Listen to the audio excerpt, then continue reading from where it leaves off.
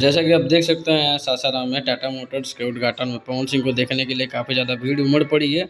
लेकिन वही बात है कि पवन सिंह अभी तक पहुँचे नहीं हैं। आप यहाँ पे व्यवस्था देख सकते हैं। पवन सिंह का सिर्फ झलक पाने के लिए कितने लोग पहुँचे हुए हैं यहाँ पे।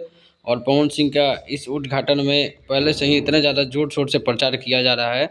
एक दो दिन से ही इसका बैनर पोस्टर चारों तरफ सोशल मीडिया पर वायरल हो रहा है, लोगों को आमंत्रित किया जा रहा है। और सुनने में आ रहा है कि बड़े लेवल का ये भी स्टेज शो है, क्योंकि सामने में छोटा सा स्टेज दिखाई दे रहा होगा आपको।